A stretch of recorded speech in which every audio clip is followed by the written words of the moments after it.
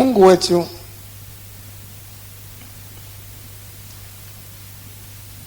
tunazidi kukushukuru tena kwa kutuleta mbele zako siku nzuri ya leo ili tupate kujifunza. Ni neema kubwa kwamba bado unatufundisha kwa lengo la kutufanya tuweze kuketi pale ulipo. Nasema pale ulipo na mtumishi wako ndipo atakapokuwako. Umeenda kutuandalia makao ili pale ulipo na sisi tupate kuwapo. Hatuwezi kuwepo pasipo utakatifu. Neno lako nasema pasipo utakatifu hakuna mtu atakayekuona wewe. Tusaidie basi kila mmoja wetu kupata kujua yatupasayo kujua, ili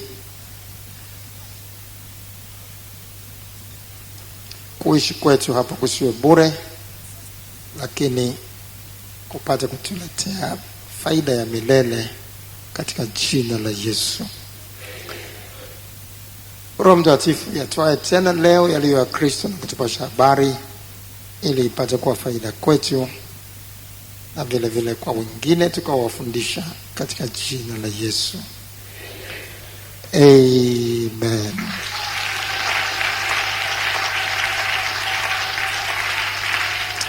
Amen. Somo letu la leo linakuwa lina kichwa mwili, adui namba 2 wa mtu. Mwili, adui namba 2 wa mtu.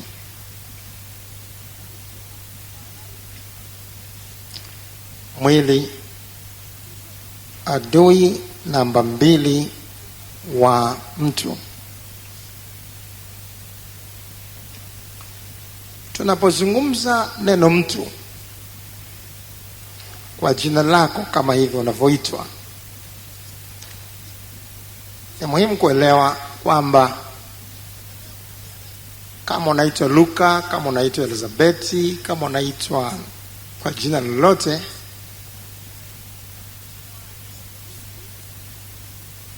huo mwili wako sio unaobeba hasa jina hilo. Nafsi yako, roho yako ikifikia mahali ambapo inatoka katika mwili, umekufa, tutasema huu ni mwili wa fulani. Tunaenda kuhifadhi mwili wake, tunaenda kuuzika mwili wake.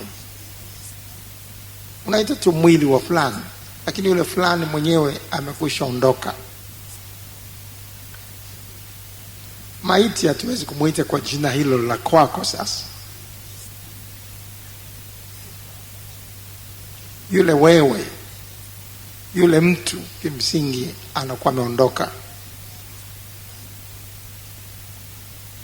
Sasa wewe kama wewe au mimi kama mimi, katika safari yetu ya kwenda mbinguni, hatuna budi kufahamu tuna maadui wawili wakubwa ambao wanashindana na kila lolote tunalotaka kulifanya la rohoni la kumpendeza Mungu. Wengi wetu tunafahamu kwamba adui yetu namba 1 ni nani? Shetani. Ndiyo, Yesu Kristo anamwita waziwazi ni adui. Anasema adui ndiye aliyetenda hivi. Huyo ndio adui yetu, pia ni adui yetu namba 1. Katika Mathayo sura ile ya 13, Mathayo sura ile ya 13 mstari wa 24 mpaka mstari wa 28, alafu tutasoma mstari wa 36 mpaka 39. Mathayo 13:24 mpaka 28. Akawatolea mfano mwingine akisema, ufalme wa mbinguni umefanana na mtu aliyepanda mbegu njema katika konde lake au shamba lake. Lakini watu walipolala, akaja nani? Sema. Ndiyo, akaja adui yake, akapanda magugu katikati ya ngano, akaenda zake. Baadaye majani ya ngano yalipomea na kuzaa, yakaonekana na magugu. Watumwa mwenye nyumba wakaenda kumwambia, bwana, ukupanda mbegu njema katika konde lako, imepata wapi basi magugu? Akawaambia, soma maneno yanayofuata hapo. Rudia tena kwa bidii zaidi. Adui ndiye aliyetenda hivi. Mstari 36 sasa mpaka 39. Kisha Yesu akawaaga makutano, akaingia nyumbani. Wanafunzi wake wakamwendea wakasema, tufafanulie mfano wa magugu ya kondeni. Akajibu akasema, asipandaye zile mbegu njema ni mwana wa Adamu, lile konde ni ulimwengu. Zile mbegu njema ni wana wa ufalme, na yale magugu ni wana wa yule mwovu. Tuseme wote tena maneno yanayofuata au mwanzo wa mstari wa 39. Tena rudia hapo kwa nguvu zaidi. Ndiyo, yule adui aliyeyapanda ni nani? Ibilisi. Huyu ndio adui yetu namba moja. Ibilisi, kama wengi wetu tunavyofahamu, hapa mwanzoni alikuwa malaika mkuu kule mbinguni. Katika uasi wake akatupwa na pamoja na malaika zake, akawa ndio shetani,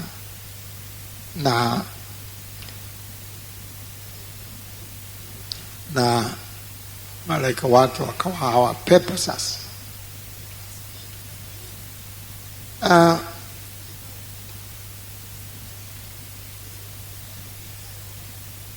wengi wetu tunafahamu juu ya adui huyu kwamba katika chochote kile tunataka kukifanya cha ufalme wa Mungu ambacho kitaleta matunda kwetu ya rohoni, tunakuwa na adui ambaye kazi yake ni kutuletea vizuizi. Kimsingi neno shetani katika lugha ya asili, moja kati ya maana ya neno hilo ni mleta vizuizi. Kazi yake ni kupingana na sisi, kazi yake ni kutuzuia kufanya lile tunalotaka kulifanya. Kwa hiyo tunapingana naye wakati wote. Paulo mtume anasema, nalitamani kuja kwenu na mara ya kwanza na tena mara ya pili. Ni Wathesalonike wa kwanza, tujikumbushe hapo sura ya 2 mstari wa 17 mpaka mstari wa 18. Wathesalonike wa kwanza sura ya 2 mstari wa 17 mpaka mstari wa 18. Lakini sisi ndugu, tukiwa tumefarakana nanyi kwa kitambo, kwa uso si kwa moyo, tulizidi kutamani kwa shauku nyingi kuwaona nyuso zenu. Kwa hiyo tulitaka kuja kwenu. Na mimi Paulo, wako watendakazi wa Kristo hapa wanataka kufanya jambo. Kwa hiyo tulitaka Kwa hiyo tulitaka kuja kwenu. Na mimi Paulo mara ya kwanza na mara ya pili. Lakini ikatokea nini? Sema. Na shetani akafanya nini? Sema kwa bidii kama Mkristo. Na shetani akafanya nini? na shetani akafanya nini? Ndiyo, na shetani akatuzuia. Ndiyo adui yetu. Katika kila jambo tunataka kufanya, anapingana na sisi, kwa sababu hataki tuende mbinguni. Anajua uzuri wa mbinguni, ndio maana ana kazi yake moja kubwa ni kutudanganya, kuwadanganya watu ili hatimaye wajikute wameikosa mbingu. Lakini sio tu anadanganya, lakini anapinga, anashindana na sisi. Ana moja kati ya maana zake vile vile, shetani ni mshindani, anashindana na sisi, anapambana na sisi. Andiko nasema kushindana kwetu, kushindana kwetu, anashindana na sisi. Kushindana kwetu si juu ya damu na nyama. Waefeso sura ya 6 mstari wa 12. Tuanze, itakuwa vyema mstari ule wa 11 mpaka mstari wa 12. Waefeso 6:11 mpaka 12. Vaeni silaha zote za Mungu mpate kuweza kuzipinga hila za shetani. Kwa maana kushindana kwetu sisi si juu ya damu na nyama, bali ni juu ya falme na mamlaka, juu ya wakuu wa giza hili, juu ya majeshi ya pepo wabaya katika ulimwengu wa roho. Kwa hiyo tunashindana. Kazi yake, anashindana na sisi na sisi tunashindana naye. Ndio maana tunaona wakati wote katika maombi hapa tunasema shindana, shindana.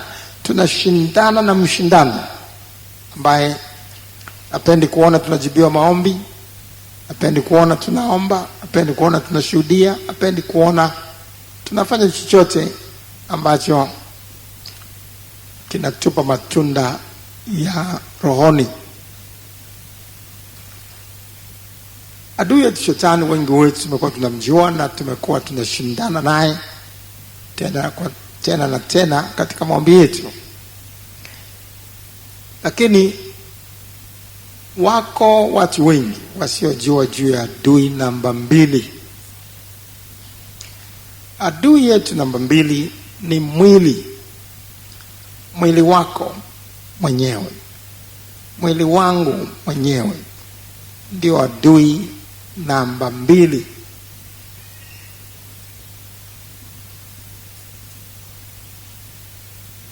Katika Wagalatia sura ile ya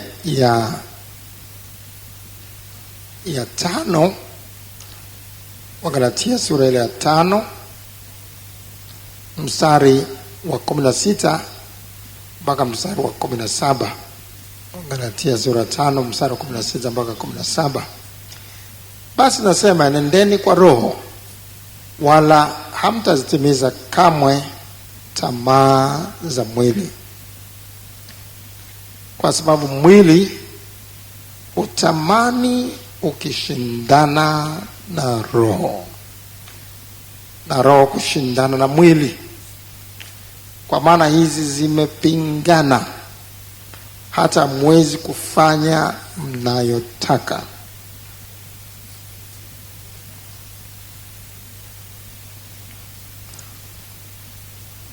Mwili hutamani ukishindana na roho, na roho kushindana na mwili. Kwa maana hizi zimepingana, hata hamwezi kufanya mnayotaka.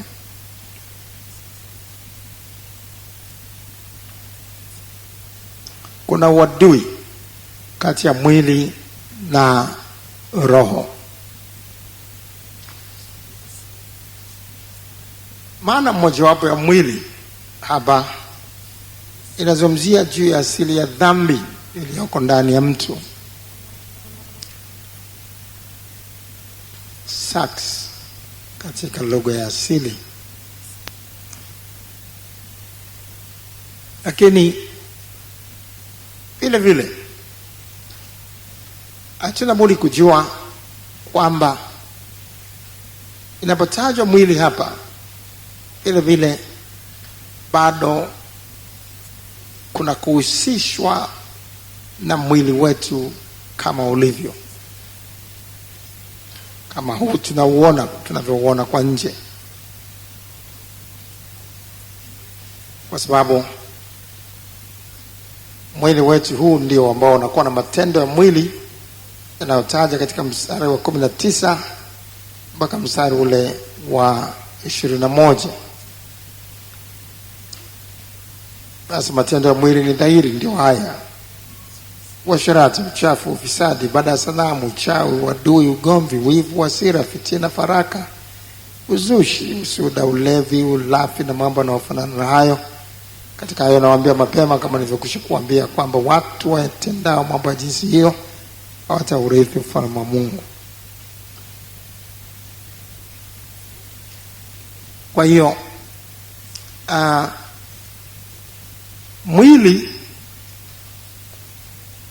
mwili wetu huu ambao unabeba roho zetu, huu mwili nao ni adui yetu namba 2. Unashindana na lolote tunataka kufanya la kiroho. Wengi wetu tunafahamu kwamba miili yetu ni udongo. Miili hii si ya mbinguni. Maandiko yanasema kuna miili ya duniani, tena kuna miili ya mbinguni. Wakorintho wa kwanza hapo, Korintho wa kwanza sura ile ya 15. Wakorintho wa kwanza sura ile ya 15 mstari wa 40. Tena kuna miili ya mbinguni na miili ya duniani, lakini fahari yake ile ya mbinguni na uzuri wake, ile miili ya mbinguni ni mbali, na fahari yake ile ya duniani ni mbali. Yani imetofautishwa sana. Mstari sasa wa 47 mpaka mstari wa 49. Mtu wa kwanza atoka katika nchi, kama alivyo yeye wa mbinguni ndivyo walio wa mbinguni. Na kama tulivyochukua sura yake ile wa udongo, kadhalika tutaichukua sura yake yeye aliyo wa mbinguni. Miili yetu inaitwa miili ya duniani, miili ya udongo. Roho yako inakaa ndani ya mwili wa udongo. Wakati unapokufa, mwili huu, kwa sababu ni mwili ambao umetengenezwa kuwepo duniani tu, hatutoki nao hapa, roho inaondoka yenyewe, inawacha mwili hapa. Mwili ndio unaozikwa, alafu roho inaenda kuingia katika mwili mwingine ambao unaitwa mwili wa mbinguni. Mwili wa mbinguni sasa sio wa udongo, una uwezo wa kuishi milele. Huu mwili, kwa sababu tulionao ni wa udongo, unachakaa, unaweza kuishi kwa muda mfupi tu, alafu unaishia dunia. Mwili wa duniani wa udongo. Sasa kwa sababu mwili ni wa udongo, ni mwili wa duniani, unakuwa hauna ndani yake asili yake, kwa sababu haukutengenezwa kuwa wa mbinguni. Unakuwa kinyume kabisa na chochote kile cha mbinguni. Hauna asili hiyo ya mbinguni. Asili yake ni ya duniani, asili yake ni ya udongo, asili yake ni ya hapa hapa. Lakini roho zetu sasa zenyewe zinakuwa zinawaza tukiwa tumeokolewa, tukiwa tumebadilishwa, tunafikiri yaliyo juu sasa, sio yaliyo katika nchi. Tunafikiri yaliyo juu, yanayokuwa mbinguni. Na ndio maana mtu aliyeokolewa atakuwa tofauti na watu ambao hawajaokoka, kwa maana kwamba atakuwa anayapenda yale ambayo wao hawayapendi, anayachukia yale ambayo wao wanayapenda. Paulo mtume anasema yale mambo yale kwangu yamekuwa hasara kwangu, sasa yamekuwa hayafai baada ya kuwa nimeokoka. Utaona, utapenda kuja mahali kama hapa kujifunza neno la Mungu, lakini kabla ya kuokoka hicho kitu hakikuwa kinakupendeza hivyo. Utaanza kupenda mambo ambayo ni mambo ya rohoni, ni mambo ambayo yanahusiana na mbinguni, yanahusiana na makazi yetu ya milele. Sasa mwili, kwa sababu ni wa duniani, ni wa udongo, hauna asili ya mbinguni, hauna asili ya rohoni. Wakati roho zetu zinataka kufanya kile cha mbinguni, huo mwili, kwa sababu hauna asili hiyo, unakuwa unatuvuta chini. Huo mwili wakati wote unakuwa, kwa sababu ni wa udongo, sio wa juu, unakuwa unatuvuta chini. Tunataka kwenda juu, unatuvuta chini. Na ndio adui yetu sasa namba 2. Kwa hiyo shetani anafanya kazi kwa ushirikiano mkubwa sana na miili yetu katika kutufanya tuikose mbingu, katika kutufanya tusiyafanye mapenzi ya Mungu. Na lazima tuwajue wote na kuwashughulikia wote kwa wakati mmoja. Tusimshughulikie tu shetani na tukawacha mwili. Utaanza kwa msingi huo. Unapotaka kuomba, kwa sababu maombi ni swala la rohoni. Kuomba ni kuwasiliana na juu, ni kuwasiliana na yeye aliye juu. Tunapokuwa tunawasiliana na yeye aliye juu, huyu wa duniani, huyu wa chini, huyu ambaye ni wa udongo, wa duniani, yeye hana shughuli na chochote cha juu. Kwa hiyo wakati roho yetu inataka kuwasiliana na yeye aliye juu, huyu anatuvuta chini. Na utaanza kuona sasa mwili huu hautaki kuomba. Kwa maana hiyo hautaki kuomba. Kama unakuwa umepanga kuamka labda alfajiri kuomba, au wakati wote unaposema sasa nataka kuomba, utaona si tu shetani anafanya kazi hapo, lakini mwili nao unakuwa na sehemu katika kukuzuia, kwa sababu sasa unafanya yale ambayo yako ni mambo ya juu, ni mambo ya rohoni, ni mambo ambayo si ya duniani, ni mambo ya ulimwengu wa roho. Maandiko yanasema hivyo.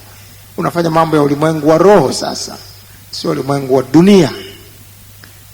Mwili huu, kwa sababu ni wa ulimwengu tu wa dunia, unashindana sasa na hicho ambacho unataka kukifanya. Na ndio maana utaona unataka, roho anaweza kukuamsha. Unaweza kumwambia Roho Mtakatifu, niamshe saa fulani nataka kuomba. Ukaona kabisa kuna neema imeshuka, wakati ukawa uko macho. Lakini ile kutoka kitandani, kuna mwili ambao wenyewe unakuvuta, unashindana na wewe. Mwili unataka uendelee kulala, hautaki kuinuka kuomba, unataka kujigeuza uendelee kulala. Kama kuna mtu anakuamsha, amka tuombe, kuna mwili ambao wenyewe unakwambia sasa ndio wakati mzuri wa kulala kuliko wakati mwingine. Niache, nitaamka tu baadaye. Niache, nitaamka baadaye. Huo ni mwili sasa ambao unashindana na roho yako. Kuna adui hapo ambaye anataka kukuangamiza. Kuna adui hapo namba 2 ambaye hataki uombe.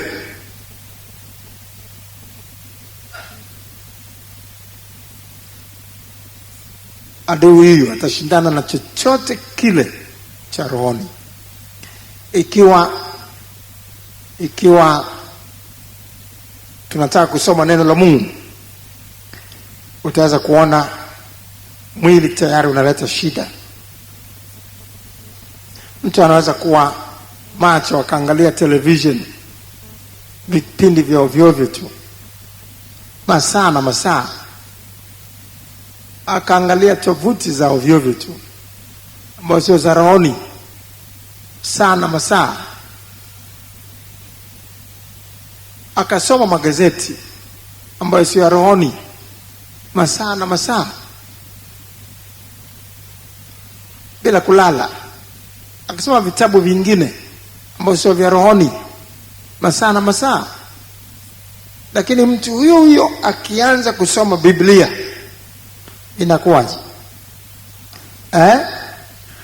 Inakuwaje? Tayari mgogoro. Kuna adui namba 2 sasa. Najua unataka kufanya nini? Mambo ya rohoni hayanihusu, hayo hayanihusu. Lakini huko kwingine mlikuwa mnaenda pamoja na mwili, kwa sababu mwili ni wa duniani na yale unataka unayasoma ni ya duniani. Wote ni wa hapa, wanabaki hapa. Kwa hiyo wana urafiki. Lakini katika hili mwili umepingana kabisa na kile unachotaka kukifanya. Kwa hiyo mwili unakwambia unataka kusoma, unasoma Biblia, basi mimi nalala, endelea kusoma.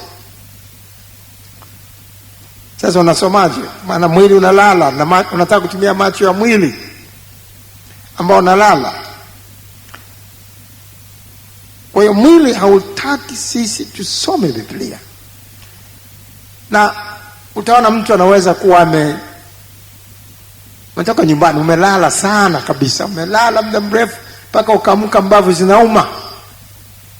Lakini unashangaa unakuja tena kanisani. Mwanzoni katika mambo mengine unaweza kuwa haina shida sana. Lakini ikifikia mahali sasa tumwombe Mungu kwa ajili ya neno la Mungu, ile tu tunaanza kupekua Biblia, utashangaa ndio usingizi unapoanzia. Mwili tayari umesha sense, mwili umeshaona jamaa anataka kufanya nini? Anataka kusoma mambo ya ulimwengu wa roho, anataka kujifunza mambo ya mbinguni. Mbinguni mimi siendi. Mwili unakwambia mbinguni mimi siendi, mimi ni wa hapa, mimi nalala. Kwa unakuta tayari mwili limesha kongoroka, wakati kusoma neno, mwili linaanza kukwambia hatua kwa hatua tu. Mwili linakupeleka taratibu tu, linashindana na wewe, linapingana na wewe taratibu. Nakwambia kwamba weka Biblia chini kwanza,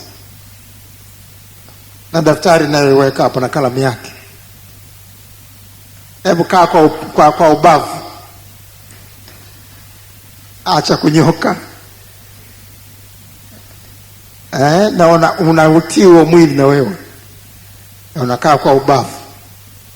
Alafu nakwambia vuta miguu zaidi chini. Kichwa sasa kiko hivi, naangalia juu. Mwili la duniani hapo sasa tayari linakupeleka kwingine. Au mwili wao ndio unaanza kukuletea mawazo. Uko hapa tunajifunza neno la Mungu kama saa hizi, lakini mawazo yako sokoni. Mawazo yako sokoni. Sisi tuko hapa tunatafakari neno la Mungu, lakini wewe unachokiona ni mihogo wao zimenyeshewa na mvua. Na mwili linakwambia hili neno sidhani kama litakwisha sasa hivi hili. Na vile litakuwa refu sana. Nafikiri ungewahi zile nguo kabla hazijaibiwa. Mwili linataka kukutoa. Unataka kuja kanisani kutoka nyumbani ni vile vile. Mwili kama ungekuwa unataka kwenda sehemu nyingine ambayo inahusiana na duniani tu, usingekuwa na shida, usingekuwa na upinzani. Lakini mwili unaamua niende kanisani, kutakuwa na sababu chungu mzima za kukuzuia kuja kanisani. Nafikiri Jumapili ya leo sio lazima sana uende. Utaenda Jumapili ijayo. Jumapili ijayo ulijifunza sana muda mrefu sana. Wewe baki tu, nafikiri unaweza kufuatilia somo hili kwa kaseti, unaweza kutafuta baadaye. Hata ikifika wakati wa kutafuta kaseti yenyewe, mwili unakwambia kaseti ya nini? Na ili mradi tu ukose ibada. Chochote cha rohoni ambacho kitakupa thawabu, kitakupa matunda ya rohoni, kitakupa hatimaye kumpendeza Mungu, kitakupa hatimaye kuingia mbinguni, kuna mwili unapingana na roho.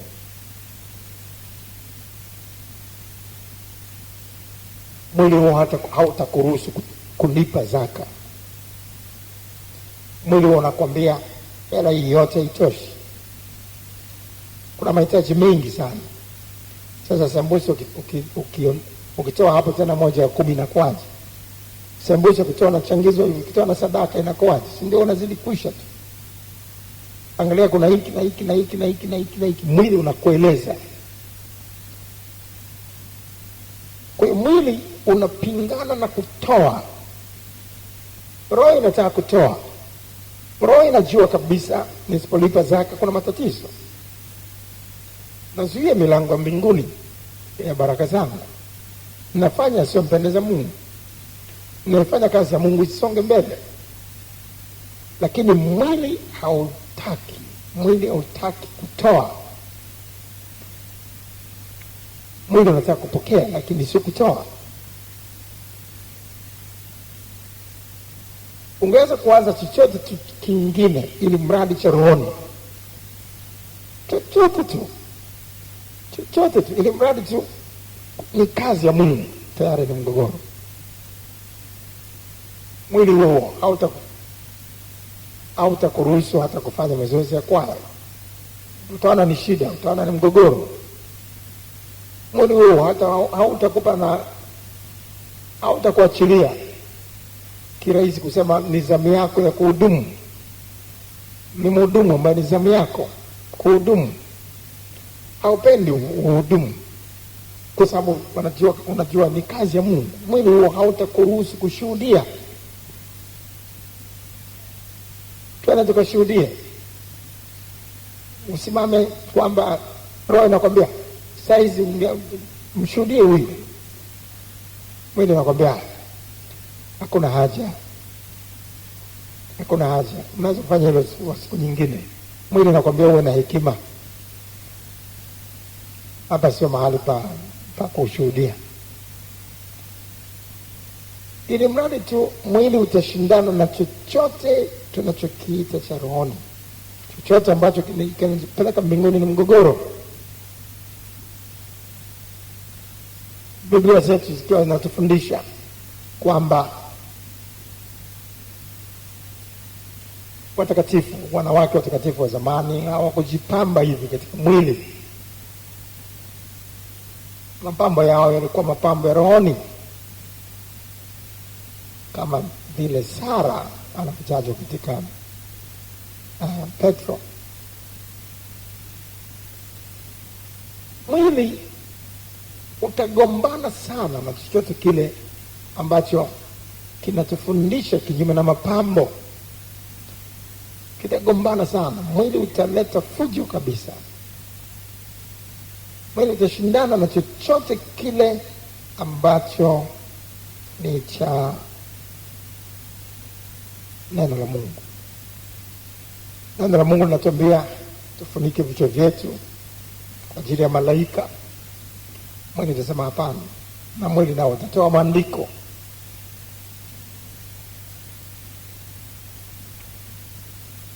Kwa hiyo tukitaka kutenda kazi ya Mungu yoyote ile haitakuwa rahisi. Maandiko nasema ole wetu tusipohubiri Injili. Wakati wengine tangu Januari ukimuuliza umeshuhudia wapi? Ni wajibu wetu kushuhudia. Kila mtu unawajibika kushuhudia. Majirani zako, wale ambao mko nao ofisini, wale ambao uko nao usipowashuhudia damu yao, maandiko yanasema itatakwa mikononi mwako, itatakwa kwako, utazabika kuwa muuaji. Wako wengine ambao wangeshuhudiwa wangekata shauri kuokoka, lakini hujawapa Injili. Wao ulishuhudiwa, wao ulielezwa Injili ukaokoka. Kwa nini usiwaambie wengine juu ya Injili? Lakini wako wengine katikati yetu tangu Januari mpaka sasa hivi karibu mwaka unakwisha, hujashuhudia mtu. Hili sio swala la kusubiri kwamba tunaenda kisection sasa, tunaenda kikanisa la nyumbani sasa. Ni swala la kila mtu binafsi. Mwanamke yule katika Yohana sura ya 4 aliwacha ule mtungi pale kisimani. Mwanamke mmoja katoka kaenda katika mji, akawaambia watu wote kule katika mji ule habari za Yesu.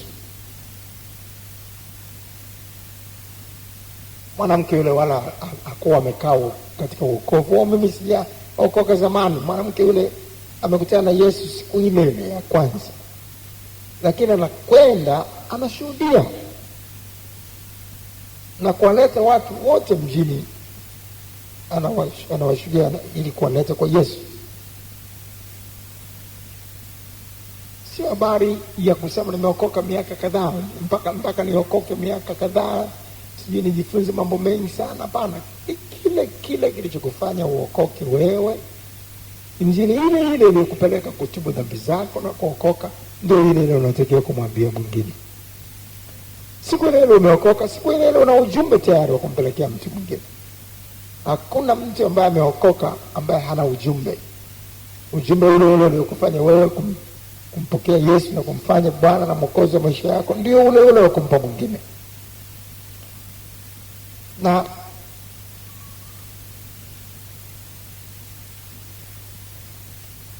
mwili sasa hautaki tufanye hivyo. Mwili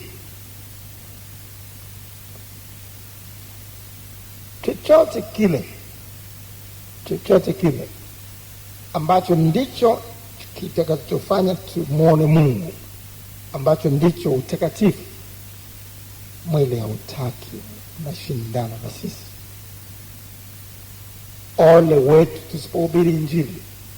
Tukinyamaza kimya, tunapanda tu madaladala, tunatelemka, hatuna mtu yote tunamweleza habari za Yesu, hatuna hata mtu yote tunampa tract kasome Injili, hatuna hata mtu yote ambaye tunamwelekeza apate Injili hiyo katika tovuti, apate Injili hiyo mahali fulani. Tumekaa tu, hakuna chochote tunachokifanya kuwaleta watu kwa Yesu. Manake itakuwa ole kwetu, tutakuwa wasindikizaji, na mwili unataka tuwe wasindikizaji. Kwa hiyo hatuna budi sasa kujua huyu ni adui yetu namba 2. Na maandiko yanatuambia tunatakiwa kuenenda kwa Roho. Yaani maana yake tunatakiwa kuitii Roho. Tunatakiwa kumtii Roho ambaye anataka tuende mbinguni. Tunatakiwa kwa gharama yote ile tusikubaliane na matakwa ya mwili. Tusienende katika mwili na kutimiza matakwa yake. Watu ambao wamekwenda mbinguni, Paulo mtume anasema mnifuate mimi kama ninavyomfuata Kristo. Wamekuwa ni watu ambao walijua siri, walijua kuna adui, Je, tunamshindaje adui huyu? Tunapokuwa tunamwomba Mungu, Bwana atulinde na yule mwovu Shetani, lakini vile vile hatuna budi kukumbuka kumwomba Mungu atupe uwezo wakati wote, atupe neema wakati wote ya kuushinda mwili, ya kukatalia matakwa yake, ya kushindana na mwili na kuushinda, ya kutimiza matakwa ya mwili.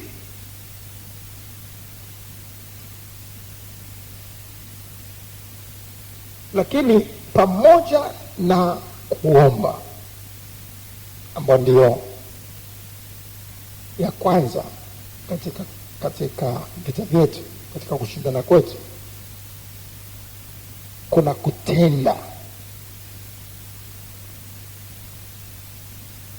Kuna kutenda, kutaka kwenu na kutenda kwenu katika kuyatimiza mapenzi ya Mungu.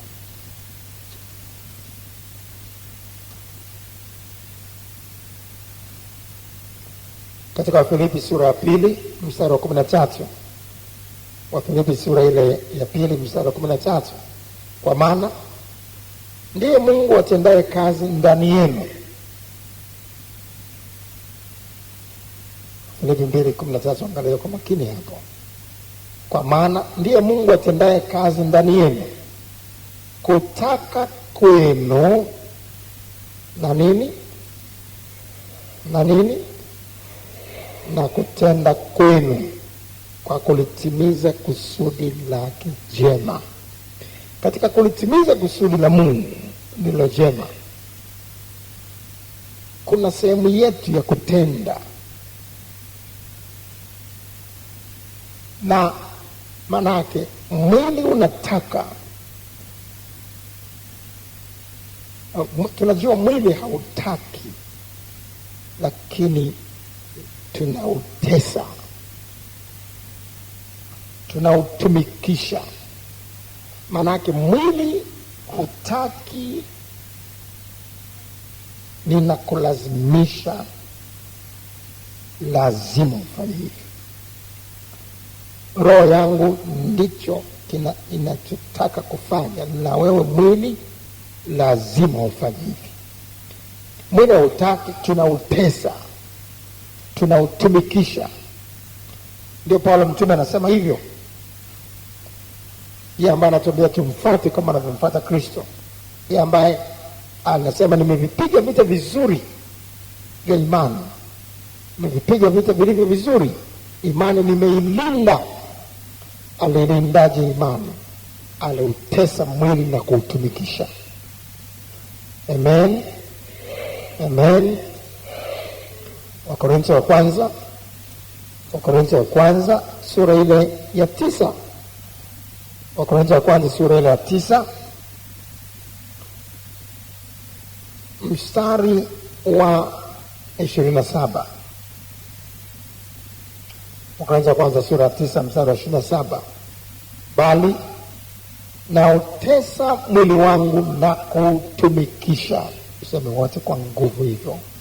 Bali nautesa mwili wangu na kuutumikisha.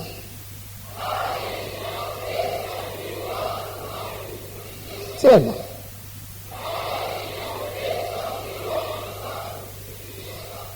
isiwe nikisha kuwahubiri wengine, mwenyewe niwe mtu wa kukataliwa. Unaweza kuona kama hiyo ndio jinsi ya kufanya. Tunatakiwa kuitesa mwili, tunatakiwa kuutumikisha. Mwili hautaki, tunawaambia mwili lazima ufanye.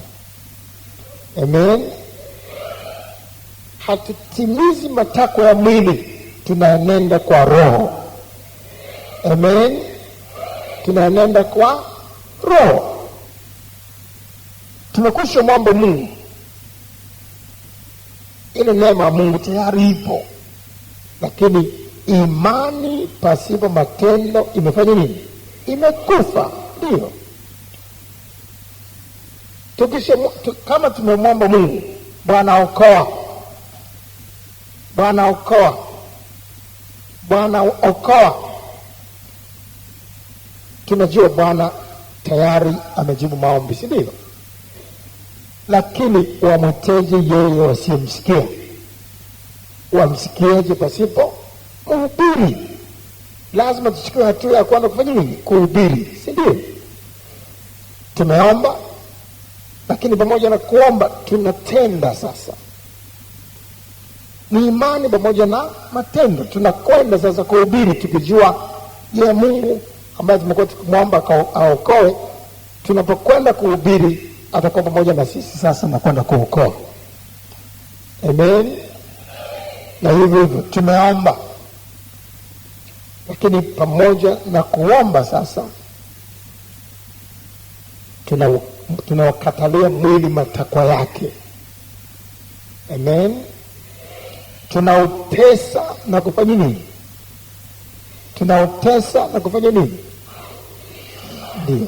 Yeyote anayekwenda mbinguni yuko hivi.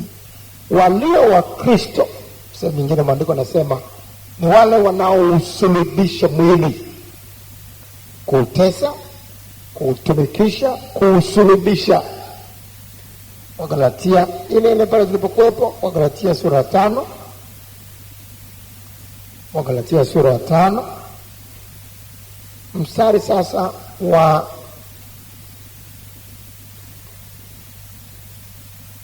wa 24 mpaka 25. Wagalatia 5 mstari wa 24 mpaka mstari wa 25. Na hao walio wa Kristo Yesu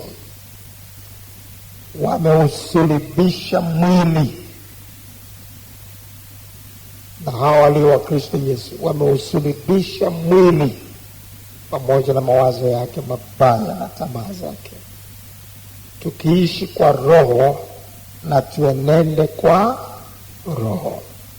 Walio wa Kristo Yesu wameusulubisha mwili. Tunasulubishwa pamoja na Kristo wakati ule wa kutubu dhambi zetu, kwa kumaanisha kuziacha na kuokolewa.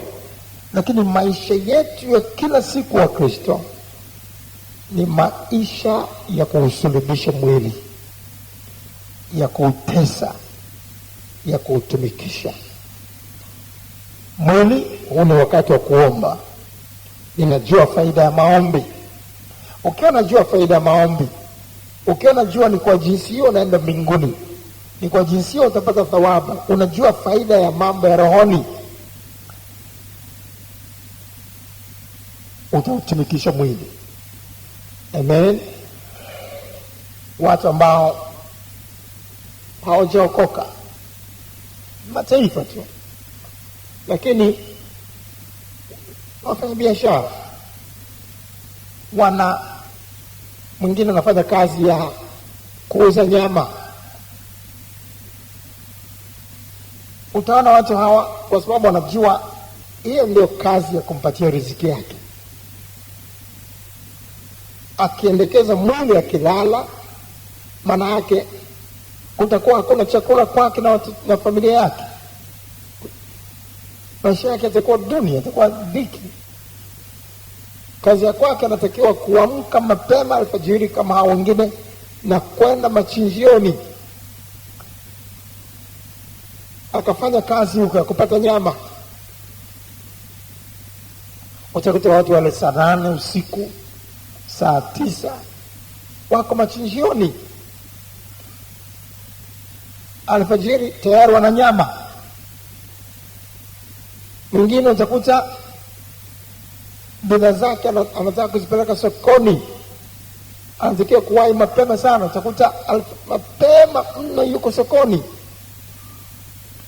Wako watu wanamka mapema sana, wengine kwa sababu ya kwenda kwenye daladala, ni kondakta, ni dereva.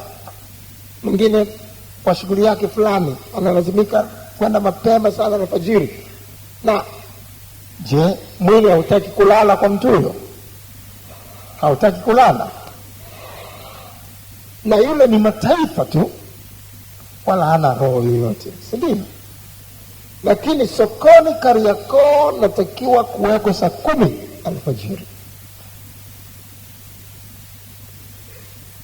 Naamka na mwili ulivyo ni kwamba ukiulazimisha ukakataa matakwa yake pale mwanzo, halafu kianza kwenda, ndio ni mwili sasa, kwa sababu umeshalilazimisha kwamba lazima likutii wewe.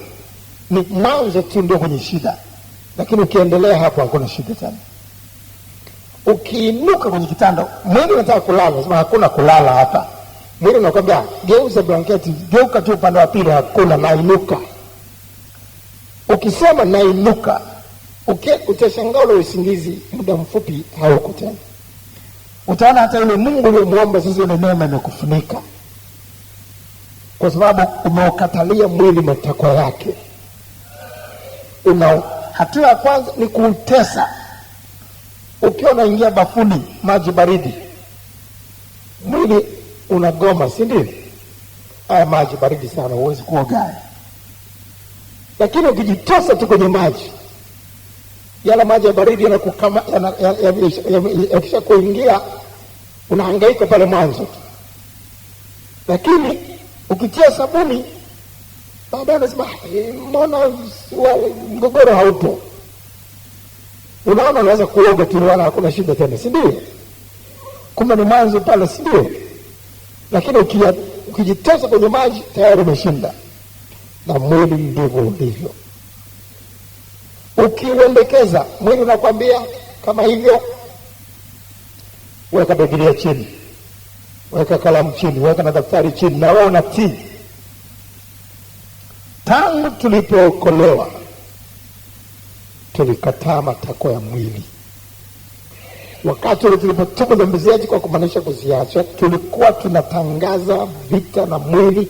Mwili kwa muda mrefu ulituambia hakuna kuokoka. Mpaka wakati ule unataka kuokoka, shetani anakuambia unataka kupita mbele. Hapana. Na mwili unakuambia watu wote watakuona hapo, ndio wanatubu, wakasaidiana kabisa kushindana. Lakini ukasema nakwenda mbele. Amen. Ninakwenda kutubu dhambi zangu. Tangu wakati ule lazima ujue ndio tulianza kushindana na mwili. Mwili ulikataa, tukasema naenda kuokoka. Tunapambana na shetani, tunapambana na mwili, tunautesa na kuutumikisha mpaka tuuache hapa. Kwambia wewe mwili ni wa hapa duniani, mimi si wa hapa.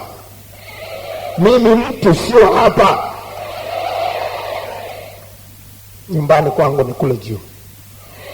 Na wanaoingia kule juu ni waombaji. Wanaoingia kule juu ni watoaji. Wanaoingia kule juu ni washuhudiaji. Wanaoingia kule juu ni watu wa rohoni. Mwili unataka ustake. Wewe mwili kwanza umepata neema kubwa sana kwamba roho yangu iko ndani yako wewe. Uambie hivyo mwili. Mwili umepata neema sana wewe kwamba roho hii inayokwenda huko inaingia kwako hapa. Ili wewe ndio umepewa mwili kukana roho hii. Unashindana, lazima kitu hiki kifanyike. Huu ni wakati wa kuomba, maombi lazima yafanyike. Na kama unapiga magoti, ni mwili linakwambiaje? Hebu jiegemeze kwenye kitu wakati unaomba, ili ulale, si ndio? Mwili unakwambia pale pazuri pa kuombea ni kitandani.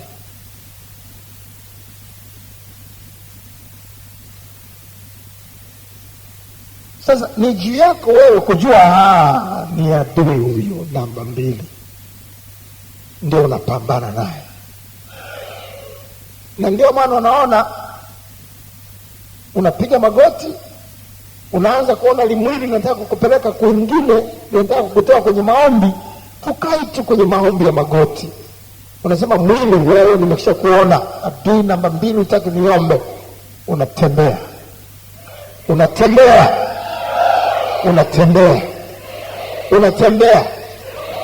ili mradi maombi yaombeke. Ni mwili unataka usitake, lazima niombe. Lazima nifanye nini? Lazima nifanye nini? Mwili unataka usitake, leo ni siku ambayo lazima nikusanyike pamoja na watakatifu wengine. Maadamu siku inakaribia, lazima nikusanyike katika kusanyiko la watakatifu. Unataka usitake, naenda. Lakini hamna nauli, utakondaje? Ninakutesa, ninakutumikisha, ninakusulubisha, nitaenda kwa miguu kanisani. Amen. Mwili unataka usitake, nitalipa zaka. Halafu baada hapo itakuwaje? Mungu anajua. Lakini mwili unataka usitake, hii moja ya komisio yako. Tunautesa, tunafanya nini? Tunautumikisha. Walio wa Kristo wanausulubisha mwili. Wanausulubisha mwili. Mwili unakuambia ulale wakati wa neno, unaambia mwili wenu wa duniani. Mwili wenu wa duniani ni wa udongo. Mimi sio udongo. Mimi sio udongo. Wewe lala, tutabaki hapa. Lakini mimi silala. Na kwa sababu roho yangu nataka kuomba, roho yangu nataka kusikia neno la Mungu, hakuna kulala hapa. Hakuna kulala hapa. Kama mtu ambaye anakimbilia tu nyama, anakimbilia tu nyama machinjioni, anakimbilia tu kupeleka tu vitu sokoni, anaweza kukataa matakwa ya mwili kwa ajili ya vitu vinavyopita, kwa ajili ya vitu vya muda tu. Sembuse sisi kwa vitu vya milele. Sembuse sisi kwa ajili ya vitu vinavyodumu vya milele. Tuendekeze mwili yetu. Ukiuendekeza mwili, na mwili utakuendekeza wewe. Lakini ukiwaambia mwili hapana, mwili lazima utatii roho yako. Aliye wa Kristo anajizoeza katika neno hili wakati wote. Mwili utii roho yake, sio roho yake iutii mwili. Amen. Sema amen. Na tunaenenda kwa roho, hatuenendi kwa mwili. Kuenenda kwa mwili ni kutii mwili. Mwili unakwambia lala, endelea kugeuza shuka, na wana utii mwili. Itii roho yako. Mtii Roho Mtakatifu. Yatii yaliyo juu, sio ya duniani yanayooza. Amen. Amen. Hujafanya mambo mengi sana rohoni kwa sababu umekuwa na uendekeza mwili. Kuanzia leo fahamu, mwili haukutakii mema, ni adui yako namba ngapi? Shetani tunaelezwa habari, tunaambiwa tumpinge shetani, na atafanya nini? Tumpinge shetani, na atafanya nini? Na tukiupinga mwili nao utakimbia vile vile. Tukiupinga mwili nao, matakwa yake nayo yatasambaratika. Sema amen.